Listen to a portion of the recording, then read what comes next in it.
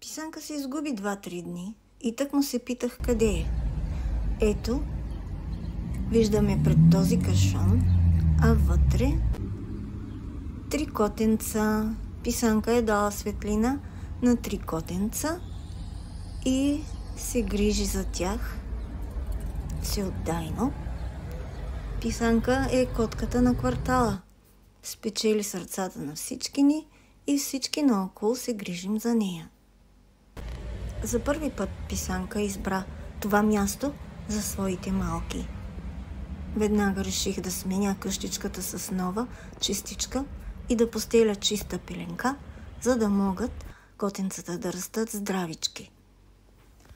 Раждането на котенцата се превърна в едно радостно събитие за много от нас. Хората от блока откликнаха, от околните блокови. Започнахме да носим храна, защото кърмещата котка има нужда от повече енергия, от повече нутриенти, за да може организмът ѝ да произведе мляко за малките котенца.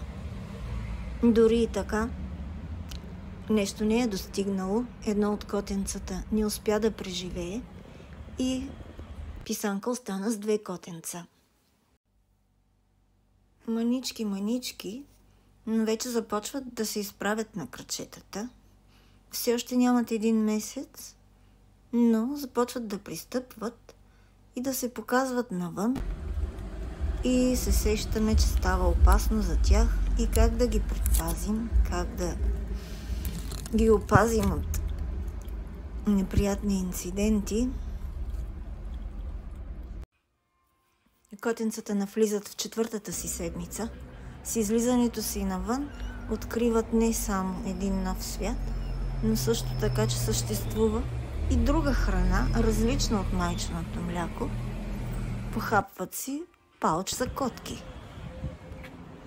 И ето някой, който е забелязал котишкото семейство и е оставил пакети с храна. Храната беше в срок на годност, добре съхранявана, макар че котенцата не бяха на възраст, в която да консумират този тип храна. И котката имаше предпочитание повече към течна и към мека храна. Но благодарим за този жест и за вниманието към тези малки създания. Малките котенца много често имат проблеми с конюнктивит, а особено често това е при уличните котки, поради лошата хигиена, в която живеят. Аз колкото и често да сменях постелката, забелязах, че с проглеждането имат проблеми с отварянето на очите. Клепачите им бяха залепнали и се наложи да правя промивания и дори в един етап използвах колириум с антибиотик и така в продължение на 5 дни успях да ликвидирам конюнктивита и оттам нататък не са имали повече проблеми.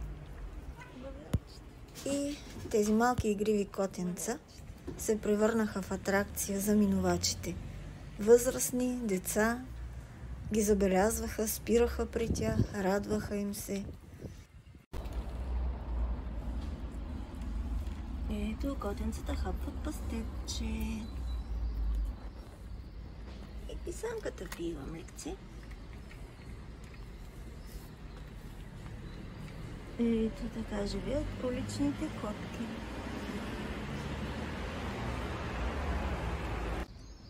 Или всъщност така доста хора се погрижиха за тези малки котки с тяхната майка. Котите на 2 месеца и няколко дни. Само че не са на 2 месеца все още. Месец и няколко дни исках да кажа.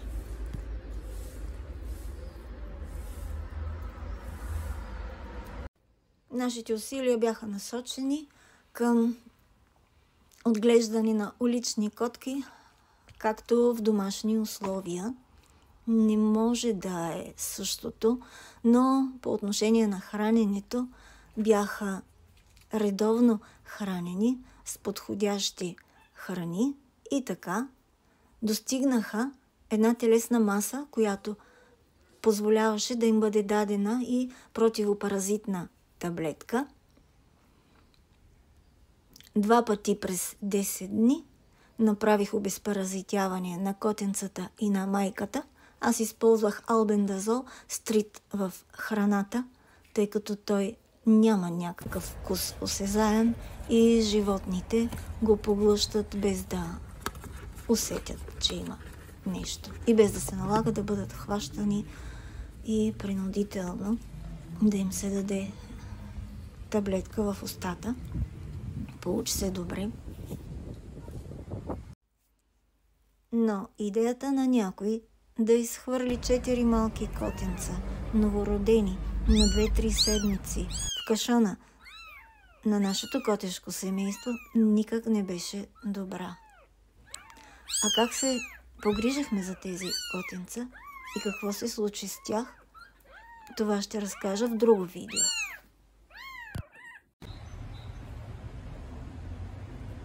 Ето как се е разрушил от дъждовете къщичката. И ето и вече и новата къщичка. Дано да ни вали и пак да се намокря и разваля.